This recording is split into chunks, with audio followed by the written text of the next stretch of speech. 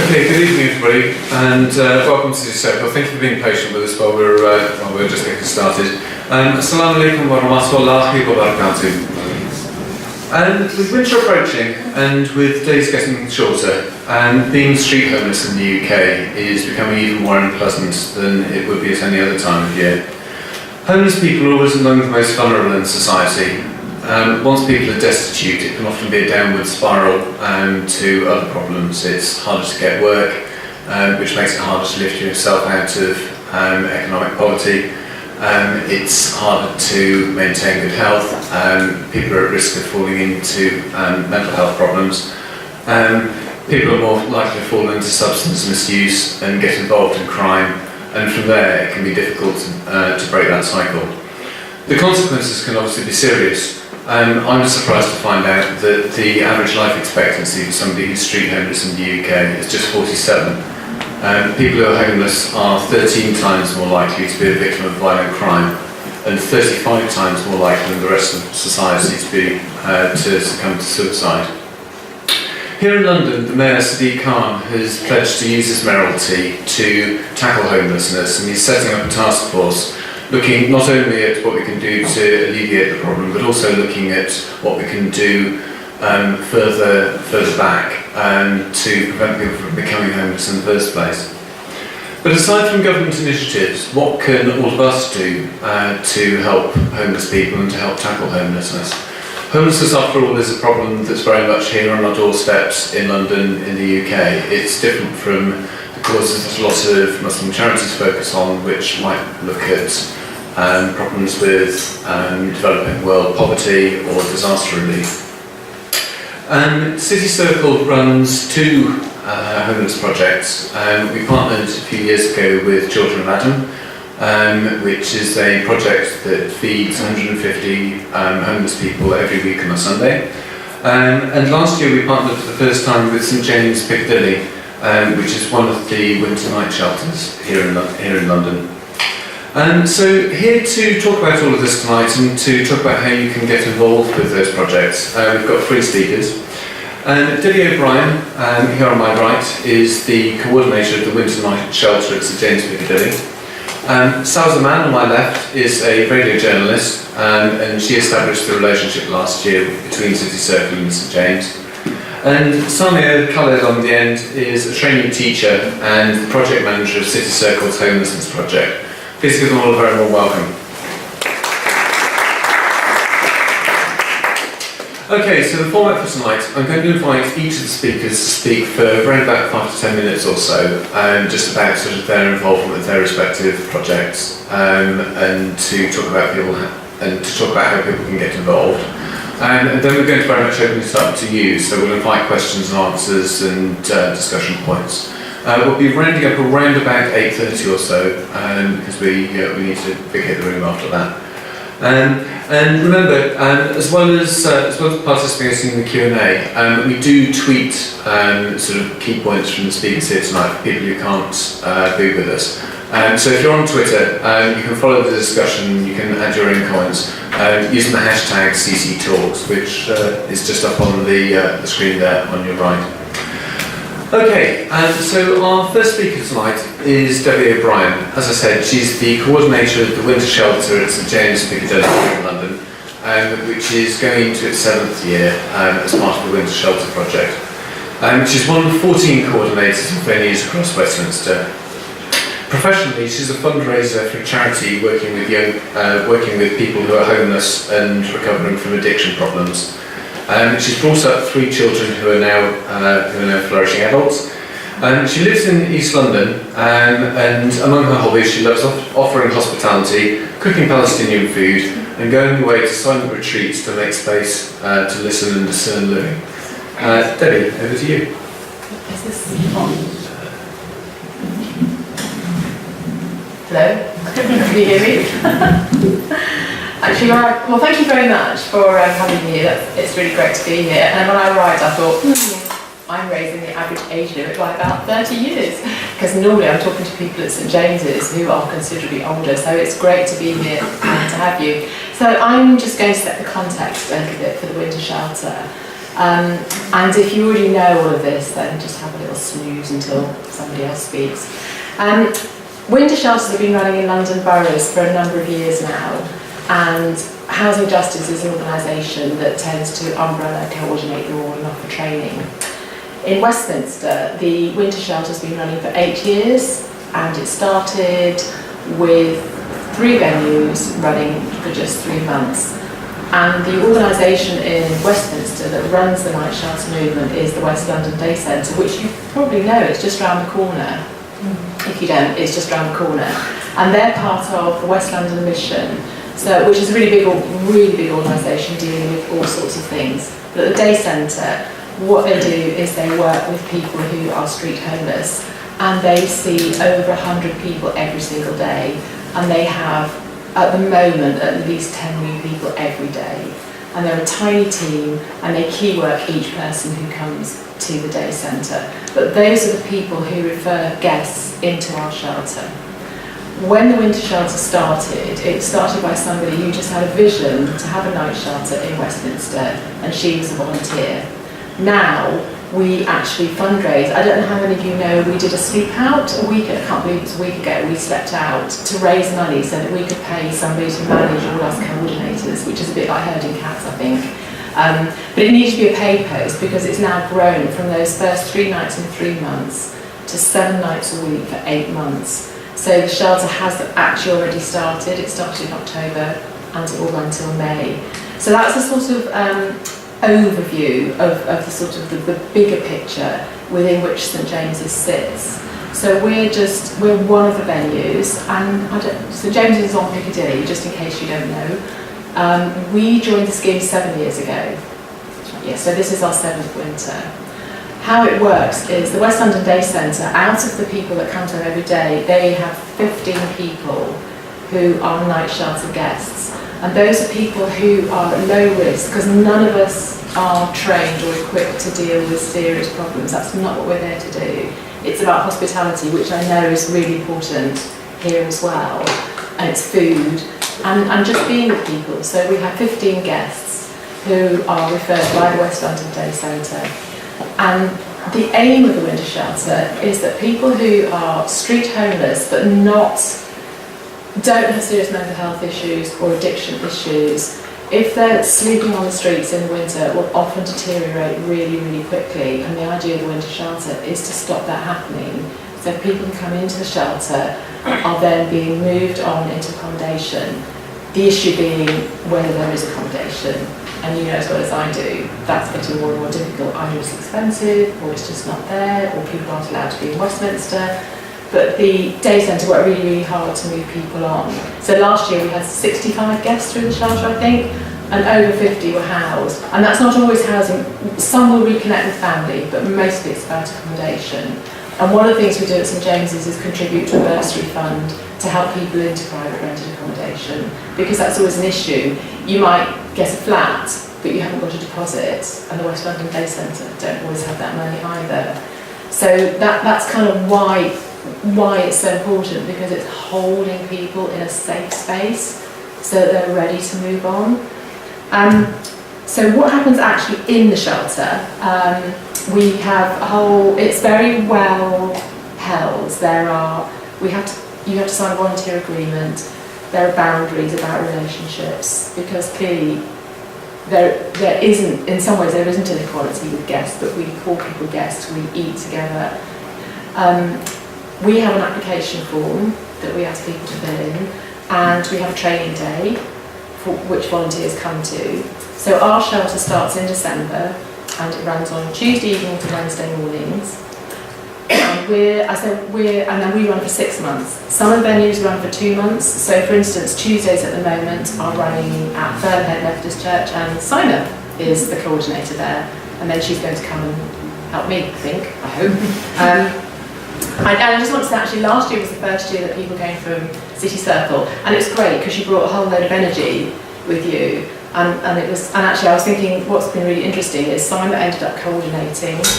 Jan, who some of you might know, she was a fantastic chef. Her meals were just brilliant, and she ended up coming on a cookery tour of Palestine with me. I don't know, and just various people have done different things, so it's had interesting consequences too. And then how we run the shelter, there are 3 shifts. There's a cooking team who work together in the kitchen to provide the meals. They do all the shopping, they do the cooking, they do the planning, and it's usually great, I think, mostly. The guests seem to like the food, and then we do a breakfast as well. We have an evening shift, which is being with the guests. We have art, games, tea and coffee, sitting down and eating together. And then we have an overnight shift. That's the one that's the most difficult to find people for, mostly. It's sort of the easiest because really you're sleeping, but sometimes people come from work. And then we have a breakfast shift, which can combine with the overnight shift. And breakfast is usually quite quiet, quite subdued, people getting up, and they're actually going out onto the streets and to the West London Day Centre, so it's always a bit more subdued, I think. But that's essentially how it runs. Just trying to think what else you might want to know. I think the most important thing is it's hospitality. Nobody has to be clever or skilled, or even quite a lot of our volunteers from St James's haven't ever really met somebody who's homeless and feel a bit anxious. But actually it's about offering your generous heart. It's about accepting each other, and it's about sharing stories. And that's all it is. We do that in our homes, don't we? So it's like having a home at home for people who are homeless, and just giving them a home for the night. What could you do? We raise our own funds for the shelter, so we're always happy to have anybody who wants to fundraise or donate. That's great. We do, Pret Foundation support us fantastically, and I've just put in a funding application to them. But our costs are generally food. We do pay room hire at St James's because actually it's a loss to the church for us to run the shelter there, even though it comes down to the heart of the church itself. And the art materials and the person who does the art, because that's turned out to be really, really significant. It's not an art lesson, it's not a tutorial, it's not this is how you do it, it's sitting around making, and people come and they try, and it's amazing what stories people will tell and how they will start to talk about their lives and what's happened to them. And at the end of the last shelter we all made clay footprints which were painted, and it was really moving because we had all these footprints of the people who'd been in our shelter, and people really came together to do it. So it was just a huge privilege, really. We're looking for volunteers. I do already have 46 people who've offered, which doesn't mean 46 people will be in the end part of the shelter. We have an application form on the website. And a training day on the 12th of November, which is just a morning with Vasson from Pret. It's just to show people the venue, it's to talk about what it means to volunteer and to talk about the different shifts you can be on. We do ask people to come for a minimum of 6 shifts, which will be once a month, because we need consistency. I think it's also really important, if you want to volunteer, that you look at your life, and if you have a busy life, or a busy work life or home life,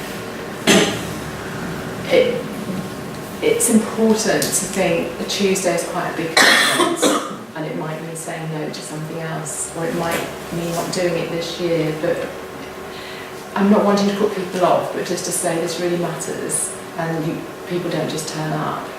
We have rotas, and so it's quite important. And we become a community really together, so communities need consistency.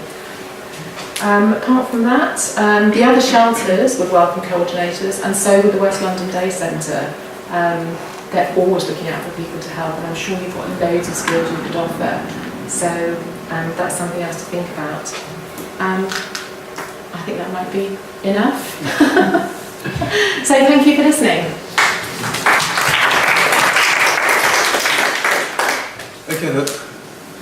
Okay, that's lovely. Thank you very much for that, Debbie. Our next speaker tonight is Saba.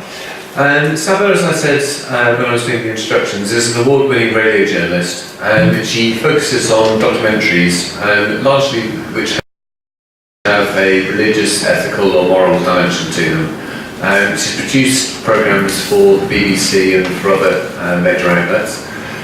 She's been an active supporter of City Circle for the last 10 years, and helped establish last year the partnership between St James Piccadilly and City Circle.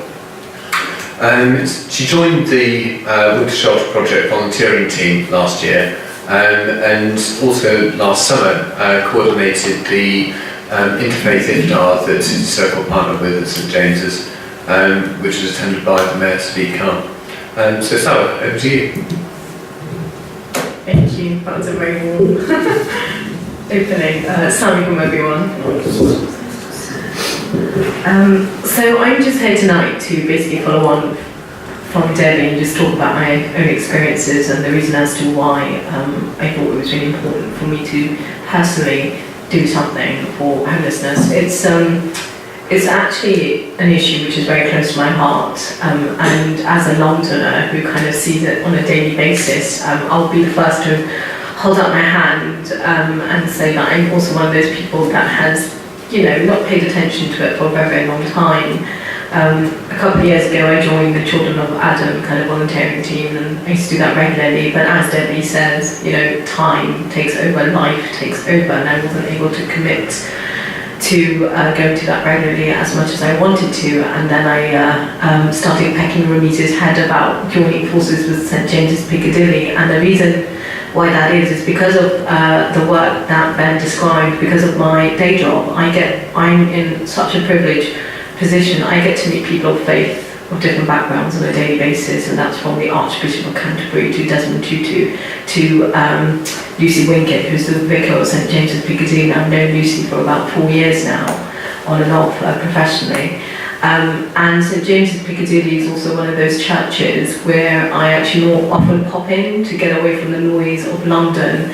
And I think that's part of because I'm a person who's able to go into sacred spaces and just take time out. So that's not only just mosques, but I spend a lot of time at a lot of churches, not only for reflection, but to admire the architecture, which is normally really phenomenal and beautiful. And I said phenomenal deliberately because when you guys were at the iftar on the one that Ben spoke about, it was quite a phenomenal event, and I'll just leave it there. So I just want to start off with some statistics, and the number of homeless people in England has raised over the last 3 years now. It's increased in the last consecutive 3 years, and partly that's because of housing shortages and cost benefits, which we're all aware about. There's an estimated 185,000 people who are homeless in England alone. And in London, I think that figure is around just over 7,500 people, so that's quite a substantial number. Now, the basic needs for any human being, which Ben mentioned at the beginning, is food, clothing, and shelter. And according to statistics, the most common causes for homelessness are, and in order: number 1, alcohol; number 2, drug addiction; number 3, domestic violence; number 4, financial breakdown; and number 5, mental health illness. And when you're homeless, all of these things go double or triple fold. For me, it irks me when I told people about homelessness and the reason of doing this project and why important. And when I say people, I'm speaking about Muslims here, who say, well, Islam teaches us to live within our means. We don't drink alcohol. We don't actually squander our money. We don't actually gamble. Therefore, there's no reason for us to be homeless. And there's no reason for us to have mental health issues, and that's just a really archaic way of thinking. It's such a traditional, and I don't think traditional is a bad word, but I think it's a very backward way of thinking. Muslims, as we know, we're a very generous community. We give a lot when it comes to disaster, emergency committees. We're one of the largest ethnic minority fundraisers and charity givers, and obviously Ramadan plays a really central role in how we give money and alms to charity. But as we all know the saying, charity does start at home, and I'm not saying the causes abroad aren't important, they are, but we have causes on our doorstep too. So I still am one of those people. If I see a homeless person on the street, I would rather than give them money, I go inside Pret and I buy them a meal because I don't know where that money may or may not go. And if you want to give money, that's fine. We all have our, I don't know what's going to happen, what's the intention of that person, but do what's right for you, and that would be my suggestion. So why did I join SJP? One of the main reasons, and I was going back to my application form today, Debbie, and all the reasons I wrote down, and one of the reasons was because I feel the Muslim community doesn't interact as much with people of other faith, in particular Christians. And this is something that I really want to do. As somebody who does spend a lot of time in churches, I wanted to interact more with the church community, not just the vicar, but get to know the people that are part of a church and sort of like grow that interfaith cohesion.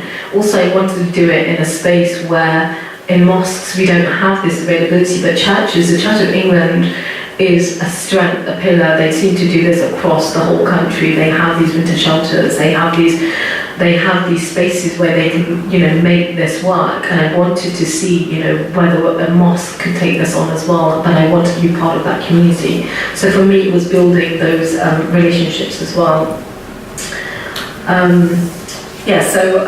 As I said, as British Muslims, we have a responsibility to begin chanting at home. We all want dignity, and people who are homeless want dignity too. Rather than being ignored on the street, they want to be seen as people. So I signed up, was really anxious, had no idea what I was going to do when I arrived. I mean, I know the venue really well, but I didn't know the people. And I've got to say, Debbie is probably one of my favourite people I've ever met. She is absolutely amazing. She's the glue of the winter shelter, and she really doesn't like people praising her, but there is enough reason to commend for the amount of work that she does. She really is the driving force behind the shelter, and she makes everyone feel really welcome. The first day when I turned up, it was a Tuesday, and I'm one of the evening volunteers, so I'm a general volunteer, so I do the evening shift, which goes from 6 to 10, sometimes 11, because we all stay behind and help them tidy up. And wash up and things. On the first day we arrived, and they normally take a scripture out of a biblical scripture, and they read and reflect upon it. And Debbie was so concerned for my welfare. She kept saying, "Is it okay if we read a scripture from the Bible? Do you mind?" No, of course not. This is I as somebody who just really admires people of faith, that for me was really important, and just getting that time out. So at the beginning you have this kind of 2-minute solace where you can just think about what you're hoping to gain in this shift. We got to meet some really interesting people. It was the 15 or 16 as Debbie mentioned. We had those people that came through last year, didn't we? But there were regulars that come every week, and I think it's important to also point out that the people that come, the guests that come, are not just Christian, they're people of all faiths, and that includes Muslims too. It's really hard to kind of decipher, again, why would Muslims be homeless and why would they go to a church? Because other people aren't doing it, mosques aren't doing it, and there are churches who are doing it. Therefore, these people are refugees, or they are people that come from abroad, or they've moved from other cities and they've come to London and they've gone to the day centre and they've been pointed to the church.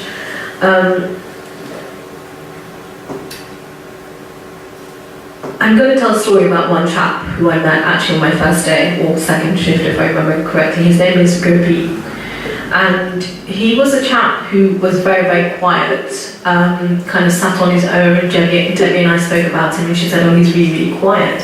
And what you try to do is identify people, get familiarise yourself with them, but also get chatting.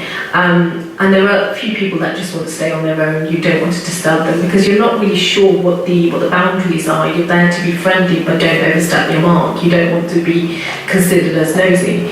Now, his English was really, really broken, and I think it was one of those things when you're Asian and you identify another Asian, you're like, spot the brown person, let me see if I can talk to that person and get some information out of him. Now, his English was broken, and then I figured out that he was from India and he could speak Punjabi, and all of a sudden I started talking to him in a language that he could understand. And it was really interesting because he told me in a very short space of time that he'd been here for 8 years. He had not been in contact with his family for the last 8 years. He didn't know anybody, and he was too embarrassed to go to the Gurdwara because Asians aren't homeless, and he felt like he was going to be turned away. he wouldn't even go for something like langar. And langar, if you guys are aware of the Sikh community, is the alms that Sikhs give on a daily basis. They give food to anybody who attends the Gurdwara. And my heart broke when I spoke to him. I was so upset for him that he was too embarrassed to contact his family in India to ask for help, or any of his friends.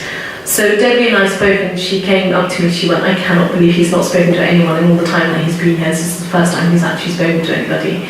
So you, as much as you think you're not making a difference, something small like that point of communication is so important, because these people don't get to communicate with people on a regular basis. You are sometimes that link, and where they can sometimes open up and tell you their stories.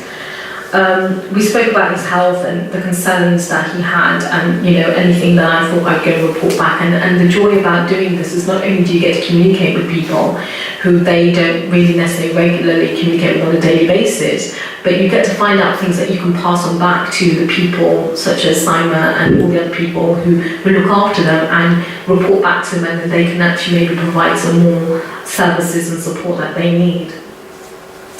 The volunteers, as Debbie's really touched upon, there are people that teach them English, they will do arts and crafts, and I think the thing that I found quite joyful but quite surprising is the idea of sitting down and eating together, which is a really big part of the Christian tradition, and it's quite a big part of the Muslim tradition.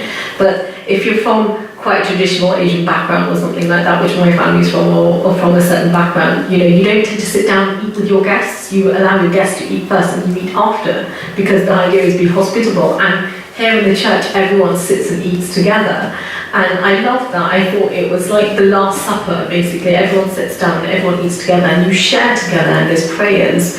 And so that sense of community really is really apparent. And like I said, it doesn't really matter what faith people are from, but they're open to everybody. It's really easy for me to sit here and say we all need to do more. Like I said, I don't think I do enough, and this for me was just a starting point. I'm going to be joining them again this year. We really, Debbie said she's got a list of volunteers, but we really would like more Muslims to get involved, because we want this partnership between CC and SJP to continue. That simple act of just being present and communication is something that is needed for everybody. We all require on a daily basis. And these people need to be seen as people, as a somebody, not somebody who is ignored on the street when they're sitting on the parks and the benches when we go by. And the idea of the community spirit, I think it's one of the best things I've learned, and one of the best things that I've taken away is this idea of togetherness. It transcends any faith, it transcends any belief. It comes down to your human core and your human spirit and what you believe in. And you don't need to be a member of a faith to have those ideals. I'm just going to tell you a story. I mean, if any of you came to the iftar, you would have heard me tell this story. But on the last day, because the shelters had been running for about 6 to 8 months, the last day I was there for the last shift, and it was quite a subdued affair. Everybody was quite emotional, and although St James's, the winter shelter, was so fortunate to house 50 people, there were some that weren't going to be housed. And one of the chaps, really large in the life character, absolutely lovely, spoke to me in the kitchen and said, Saba, tomorrow I don't have anywhere to go. Basically, after my meal tomorrow, I'm going to be back in the streets. And it's really hard not to get emotional when someone says that to you, because all I kept thinking was, well, I'll go home tonight and have my dinner. Tomorrow morning I'll get up and go to work. But I'm really pleased to have found out that 2 days later he was housed, and that's probably the best news I had all year, and that was this year. Honestly, that when I heard, I was so happy. But Debbie was really emotional that day, and I was really emotional too, because we thought, gosh, we don't want this project to finish. So what we're really hoping to do is to raise more funds, and the plan, the aim is to keep the winter shelter running for a whole year, and this is where we hope you can all come in. I'll just tell you a quick anecdote. I bumped into Sadiq Khan 2 days ago on the tube. He was my local MP, so I know him fairly well, and I mentioned St James's Piccadilly and told him about the talk today, and said, by the way, you know the shelter we told you about, we're going to be fundraising for that, and I'm secretly, off the record hoping that he will actually support it, and that's something we can go and take up with him because he really, really does care. So thank you, and if you have any questions later, please ask. That's lovely. Thank you very much, Sally, for sharing sort of such personal stories and such personal experiences. Our final speaker tonight is Samia. And Samia is a project manager with City Circle of our homelessness project. And she's been working in collaboration with Children of Adam for a number of years now. And it provides 150 people every Sunday in Lincoln's Inn Fields with hot and cold food and drink, people who otherwise might not have a meal that night. She's passionate about community engagement and social activism, and she's volunteered with a number of projects over the years.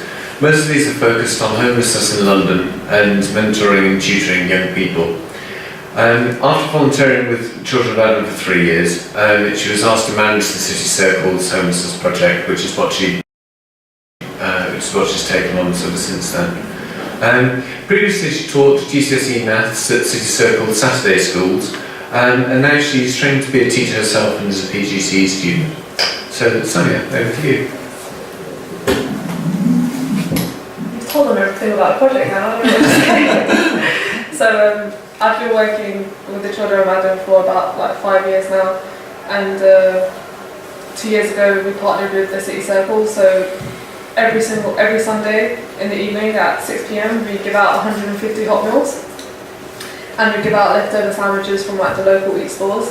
So a third of this City Circle funds so 50 meals the City Circle funds and 100 meals the Children of Adam funds. So together we feed 150 people every week. I'm kind of glad that I went last actually, because our project, Children of Adam project, is so different to what they do at St James, because we don't know who these people are. These people change every single week, and what we're trying to do is so different to what they're doing, but it's equally as important.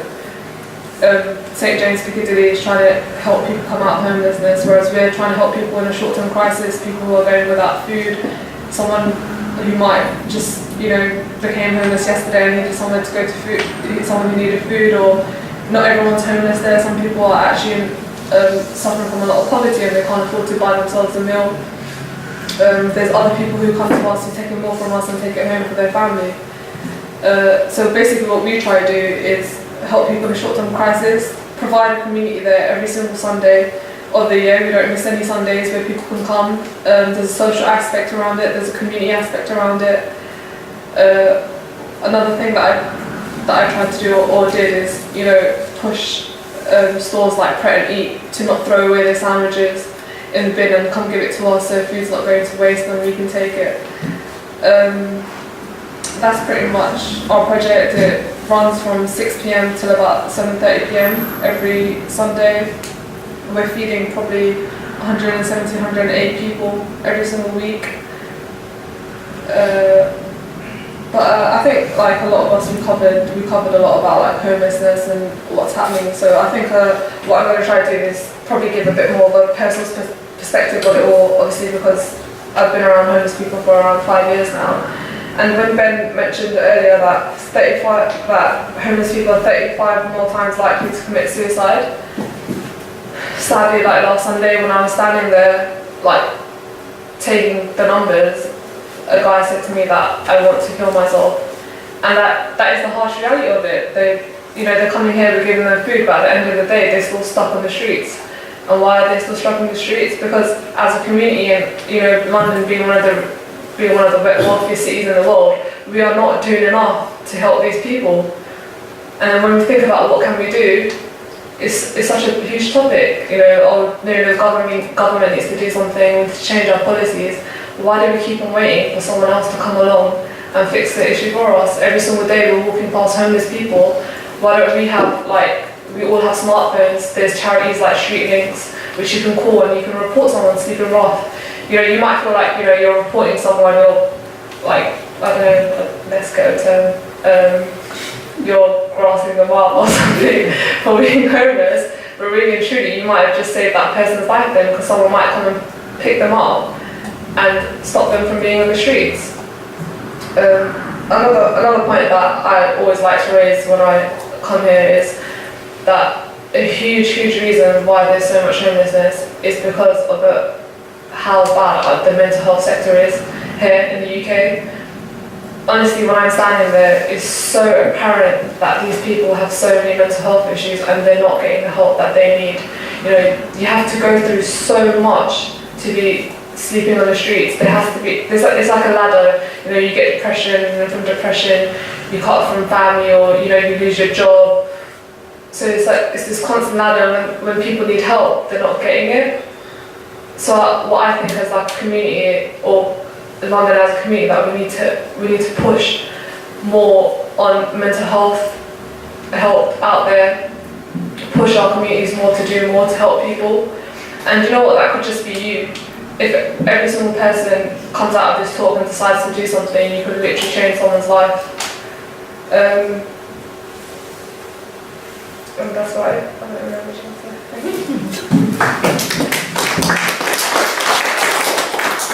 Okay, that's lovely. Thank you very much there, Sonia. Okay, and well, this is the part of the evening where obviously we allow you to sort of reflect on what you've heard tonight and to put your own questions and comments to the panel. And can I just ask, if people have got comments that they want to, or questions that they want to direct to sort of particular people on the panel, if you could just sort of indicate that, and I'll try and sort of marshal up questions sort of effectively as we can, sort of with the time that we've got. I'll let people sort of start putting up hands if there's anything that comes sort of immediately to mind. One thing I just wanted to sort of ask all of you about is, I mean, you've talked there in very positive terms about your experience of helping homeless people, and they sound like very grateful and very easy to work with people. Is that the reality? I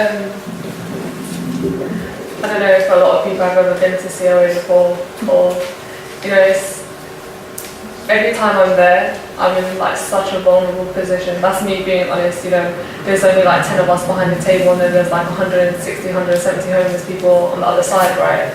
And every single person that comes past you isn't going to say thank you, or they're not going to, like, there are people, don't get me wrong, like a lot of people do say thank you so much for coming out and thank you so much for doing this. Some people think that we get paid to do this by the government, but we don't. It's all voluntary.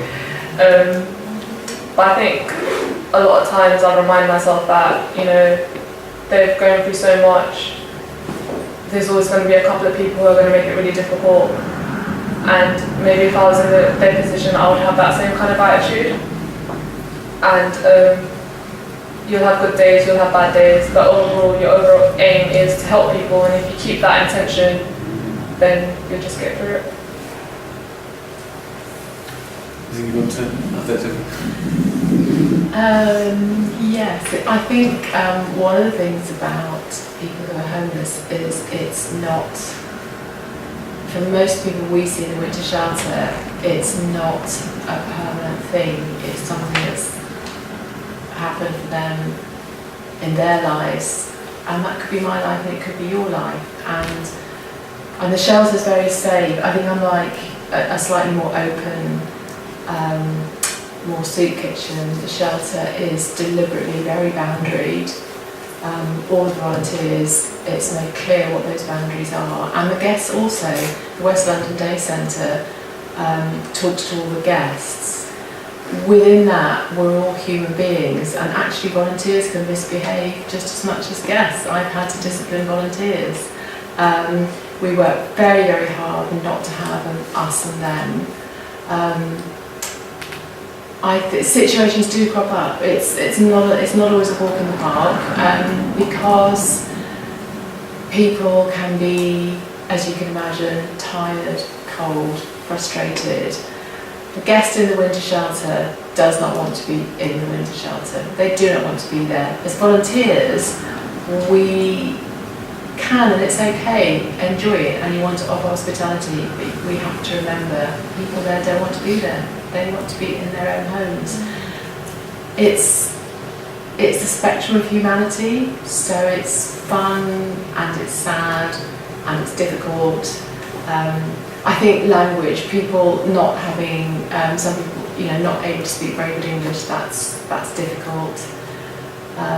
It is what it is. So I think the positive is because it's so well organised and so well held.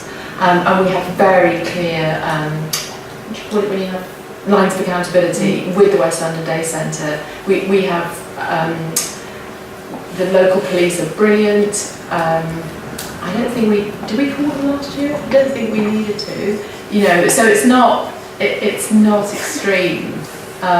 It's made very safe, and the paid coordinator overall he's on call 24 hours, so you can call him at midnight if you need to. We did have some very funny things happen, like all the guests got locked in the church one night with the people sleeping overnight. Anyway, that's just a story. But you kind of, you're people, you're human beings, you're adults. That's how you manage it. So I suppose my experience is so limited in comparison to both of yours. I didn't really have much to go on, but there was this one incident last year from one of our guests who's absolutely lovely and very enthusiastic and insisted on taking my mobile number down.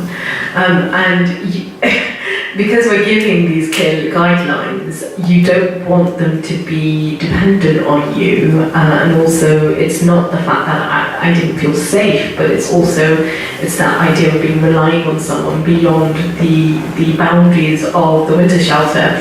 So asked me 2-3 times for the number, and it was really difficult for me to kind of excuse myself, but do it in a positive way where he didn't feel like I was rejecting him, because his whole idea was when I'm in Islington, I'm going to ring you, we're going to go and have a coffee. Now on my normal day-to-day basis, I love drinking coffee, I love eating cake, so for me that's an ideal match. But when it comes to somebody who's quite vulnerable, you don't want them to feel ostracized any more than they are, but you've got to know what those boundaries are. So I speak to Rumiz about it with Debbie, and we kind of figured out a way how to deal with that. And it was really horrible for me to kind of have to deal with that, but you've got to do it in quite a positive way, because they feel like you're rejecting them when you don't actually want to, but those are the boundaries. So I think that's the only challenge I really had last year.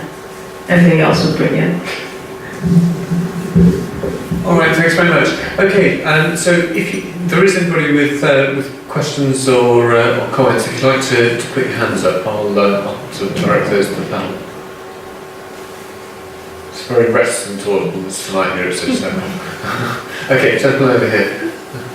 When these people come to your shelter there, do you offer them any sort of skills or any help, like when they leave?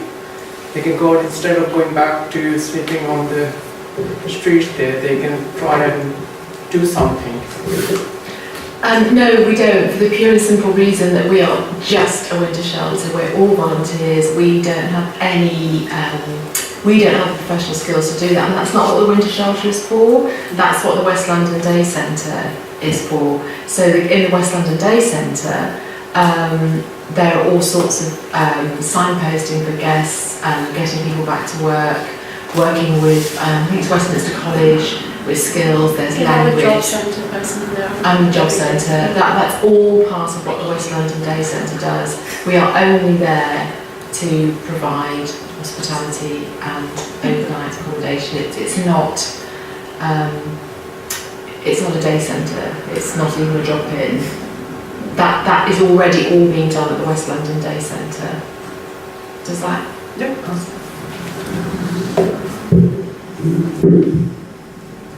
Okay, thank you. Anybody else? Yeah, gentlemen. You've not really touched upon the background of a lot of these people. I know mental issues, drug addicts, and so forth. But what about the gender? I assume there'll be a lot of people, perhaps, girls, for example, or even young women. And generally what we see is mostly blokes on the streets. And also, what about, for example, you touched upon the Sikh person. I assume there'll be a lot of people there who perhaps do not have, the legal status here, and that's why they are in that limbo. How do you sort of go about that? But I see it seems like you're just there.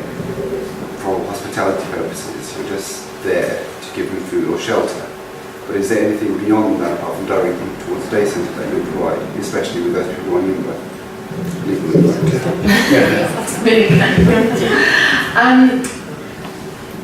that's exactly the West London Day Centre is doing all that work. Every single person who goes to the West London Day Centre, where all our guests are referred from, every single person has a key worker.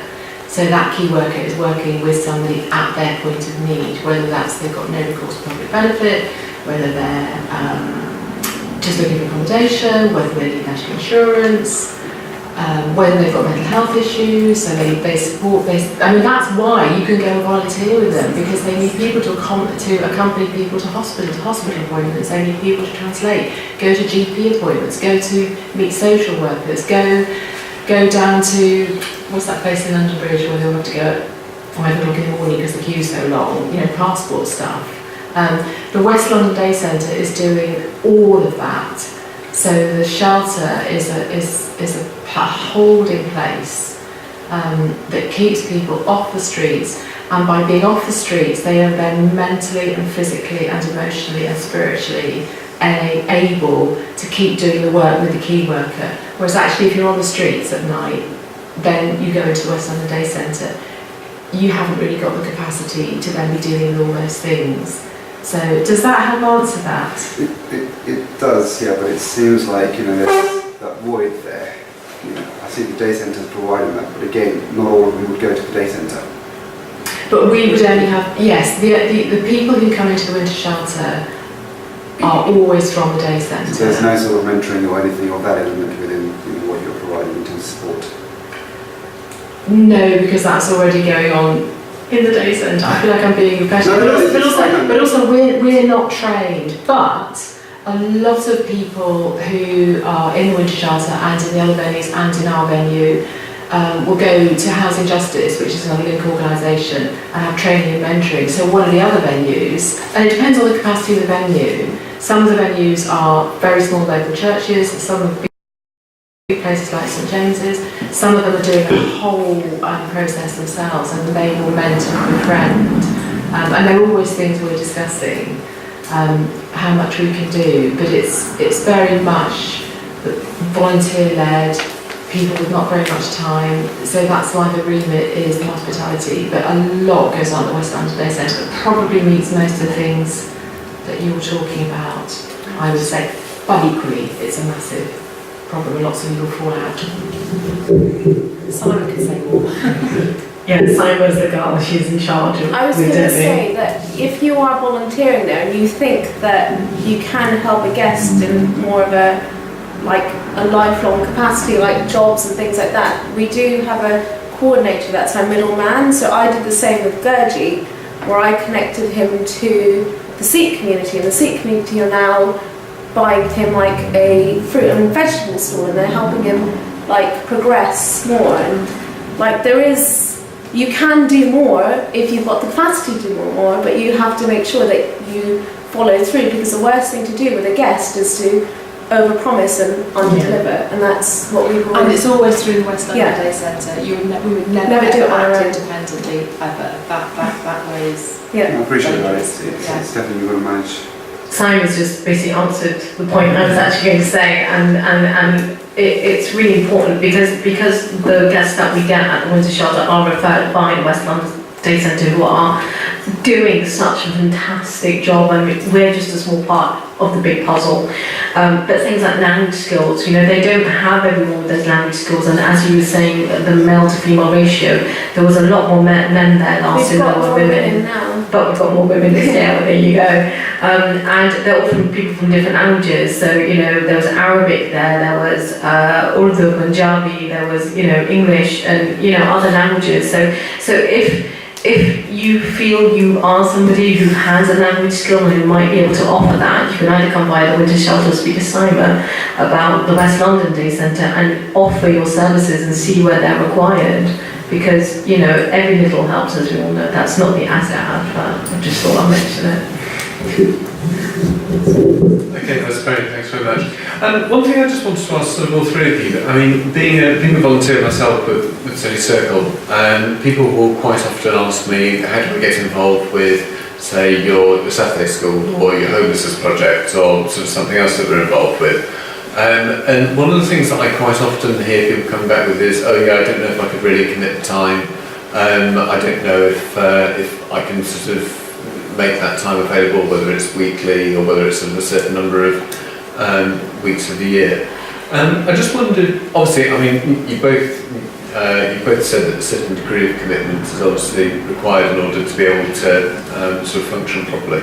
But I'm just wondering, is there, are there ways and means that you've found of sort of adjusting your lives to sort of make that space and make that time in order to be able to do this? Because I mean, I appreciate it is a big time and energy commitment out of your evenings or your weekends or whatever. I think that's one of the really like good things about Children of Adam is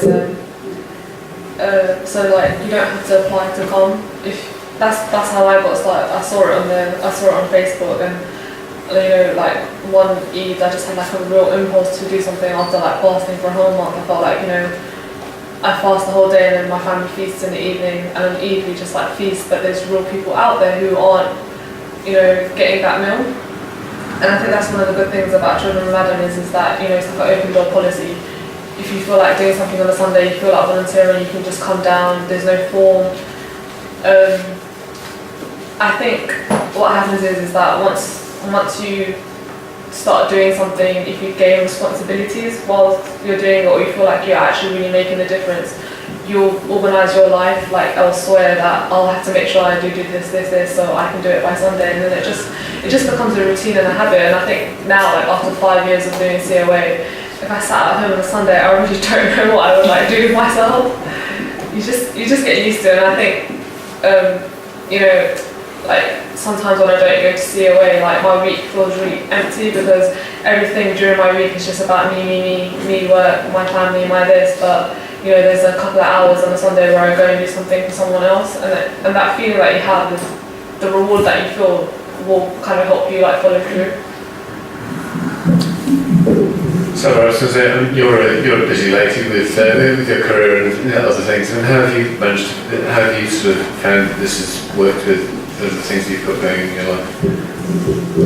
It's been a challenge, I won't lie. Debbie will know the amount of sometimes, you know, everyone's life work schedule overtakes, and there was one session which I completely forgot about. I didn't even realise I put my name down because all the rotors are done months in advance, and then she emailed me the next day and said, what happened to you last night? I was in the studio till 11 o'clock at night editing, and it totally slipped my mind. And that's life, it happens, and I was so apologetic, and I felt absolutely ridiculously stupid to have forgotten something so important. My friends sitting in the audience can vouch for me because they knew how much I was banging my head against my desk that day. It's tough, but by no means there's no reason not to do it. It's very hard to leave work before 6 o'clock. I don't know anyone who does. If you do, maybe we should swap jobs. But it's because the timing's from 6 to 10, so you really do need to have that commitment. But because it only runs for a short term, or 6 to 8 months, and I only do one or two, to be honest, I did one Tuesday every month, or twice, because that's the only kind of realistic time I can actually give. And I was just a general volunteer, so if I wasn't doing it on a Tuesday, I'd probably be out having cake somewhere, or meeting Rufal for an Italian, or Nando's. But it's just one of those things. It's just one day in your week, one day in the month. It sounds like a lot, but it's just 4 hours of your time, which, to be honest, really isn't a long time. But that's something. As if we can all be committed to our jobs and to our families and to our lives, and to our other friends and social calendars, it's just one day, and you don't have to sign up to every week. You don't have to sign up for the morning shift. Because I did the general shift, that was an okay time for me. I could get home at a reasonable hour, but I didn't do the overnight shift because it was very, very difficult for me to kind of be there overnight and away from my family. So you need to know what works best for you, but I definitely think it is doable.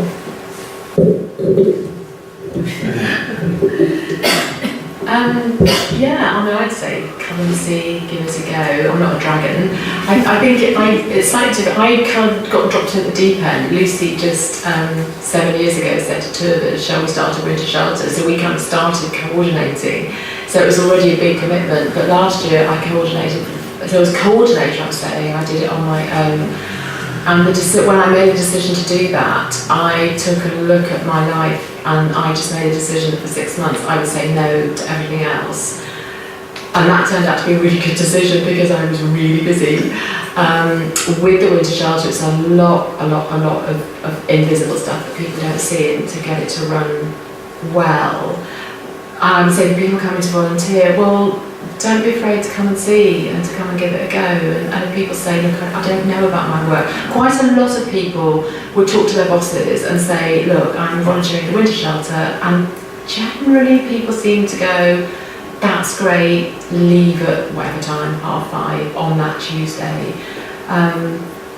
But it's not about feeling guilty, and there's probably tons of other things that any of you could do, any of you could do, and it might not be that time in your life, so it's kind of weighing up really and seeing what's right for you, I think. Okay, thanks. Do we have any more questions from people in the audience here? Yeah, gentlemen over here. So, thanks for the insight into this area, because I'm not overly familiar with it. I only know what makes it into the media. But I'd like to, and this goes perhaps beyond what you talked about here, what do you see as the possible long-term solution to this? Is it something where there's much more either affordable housing or just housing stock that is available to homeless people? Do you see that? Or just any views that you would see that resolves the situation long term?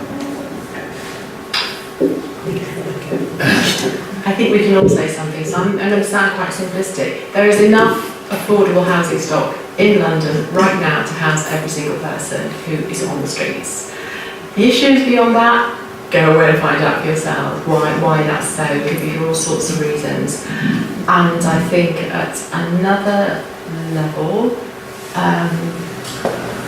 there are no solutions, which is why we do what we do. We do the thing that is in front of us to do, because people who are homeless, people who are refugees, there will always be stuff that goes on that damages and wounds. There will always be people whose life story takes them in a particular direction. And I think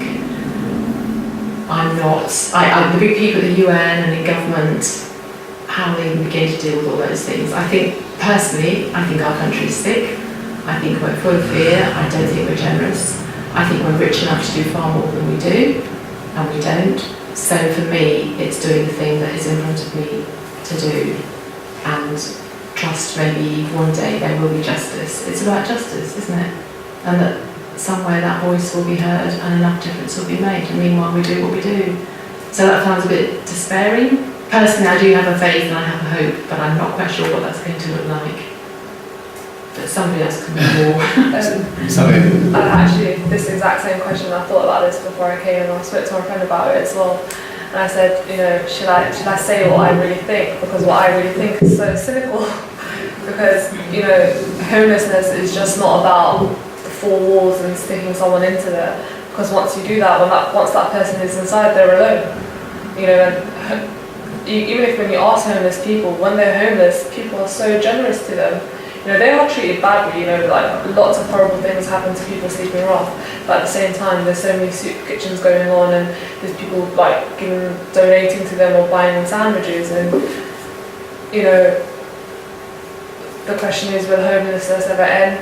What I think is no, but what I do have is hope, and I think if all of us, like at St James Piccadilly or at COA, if we all go away and do our little bit, it's like a wound and we're trying to plaster it, and I wouldn't say like plaster it, it's easing people's difficult struggles whilst they're in it, really. I think I've already touched upon something which I would love to foresee, and that is to get more Muslims involved in things like this, but to get this rolled out in mosques as well. And this is something that we've been discussing. We've been hoping that there'll be a mosque that will come on board at some point. The infrastructure for mosques are very different, as we know, because we have segregation. Men and women don't, spend time in the same spaces together.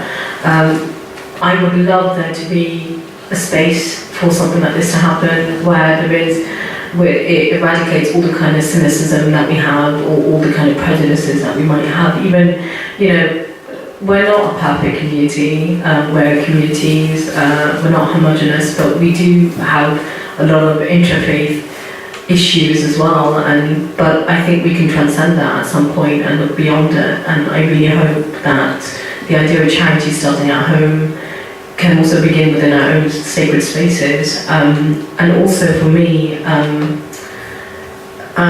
back what Samia said about homelessness. I don't think it'll ever go away. I think when there's a problem with food, and there's enough food in this world for everyone to be fed, and there is enough food in this country for every single person to be fed. And if Debbie's saying there's enough housing, I definitely believe her, because I think there is enough housing for every single person to be off the streets. For me, it's more of a personal thing, because as a person of faith, and a committed faith, all I know is this is very much part of my identity. It's something that my parents have raised me up with. They've always, there's a mantra my mum has, which is, even if your enemy comes to the door, you allow that person in. And that's something that I've always been raised up with. And obviously these people are not my enemies, but it's just the context of that. And all I know is if you are a person who believes in the last day, and your creator, all I know is on that last day, when I stand in front of my Lord, I want to be one of those people who can say he's done enough, or just about enough, because I can't face my creator knowing that we're in a world where I've not done enough, and I knew I could, because I've got everything. We will have our niggles and knife, but we will have roofs over our head, and we will have food on our tables, and we can feed our children, we can feed our families, we can pay our mortgages, we can pay our car rent, whatever we do. These people can't do that, and that enough for me is enough to keep me spurring. And I don't know what the answer is to that, whether it's because there's benefit issues, there's benefit cuts, there's more, there's more kind of food banks and stuff, but that's not really being, the fact that we have more food banks in this country than any other time in 2016 is a really worrying figure. I really, really hope you can all take something away today and either come together, join forces with CC, with SJP, or even do something in your own communities, find out about your food banks, just do something. Christmas is around the corner, it's the best time, there's so many shelters that take place around Christmas, so getting in with the Christmas spirit, shall I say, and get involved. Thanks very much. If there aren't any more questions, I was going to say we might start to wind it up, because I was going to say we do need to be finished by 8:30. No more? Okay. All right. Okay. Well, thanks very much to all of our guests tonight, to Debbie, to Samir, and to Saba, for sharing their own experiences of volunteering, and for telling us about their own project. I've certainly learnt something even about the City Circle projects tonight. I think if there's one thing possibly to take away from tonight, it's that there's something that probably everybody in this room can do, and that might be getting involved with occasional shifts at the Winter Shelter project. It might be helping on a semi-regular basis with Children of Adam. It might be donating money, or it might be getting involved with something sort of close to home. I mean, most people here tonight won't be living in central London, but there may well be things going on sort of close to where you're based in your own neighbourhoods. We're hopefully going to get information about how you can apply to be involved with the Winter Shelter and the other winter shelters in the West London project up on the City Circle website. So hopefully we'll do that in the next couple of days. Otherwise, thank you all very much for coming tonight. We've got other events planned in the schedule. I don't actually have the details here in front of me tonight, but if you go to the City Circle website, The details are up on the screen there. You can see what's coming up, and also if you do like us on Facebook, you'll see the events as they get posted there. Just before we wrap up tonight, we've got a special announcement to make, which is that tonight is sadly the final evening that Ramiz Kaleem is going to be with us. Ramiz has been chair of City Circle now for, I think, around about 3 years. He's volunteered with City Circle for well over a decade now. He first got involved with teaching at one of our Saturday schools, helping disadvantaged children with their maths and English. He then went on to sort of jointly establish the partnership with City Circle and Children of Adam, which we've been talking about tonight. And then a couple of years ago, when City Circle needed a new leader, he stepped up and has very much led the events and all of our other projects and initiatives over the last couple of years. We had a presentation for him a few weeks ago at our post-Eid dinner. But Ramiz is at the back of the room. I'm sure many of you will know him. He's hiding his head at the moment. But I was going to say, please give Ramiz a very warm, very big round of applause for all he's done for City Circle.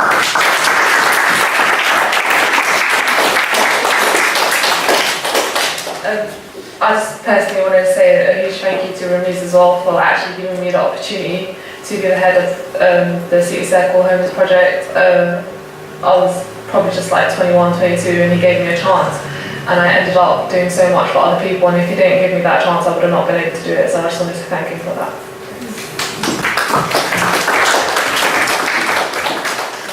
All right, that's lovely. Well, thank you very much. And I mean, one thing which I just wanted to finish off with was one thing that Debbie opened with, which is that volunteering, whether it's with the Winter Shelter, whether it's with the City Circle Homelessness Project with Children of Adam, whether it's with other things, it's really about sort of coming together and offering a generous heart. And if you can take that away, then that's something hopefully to build on and think about. Thank you very much. Assalamu alaikum.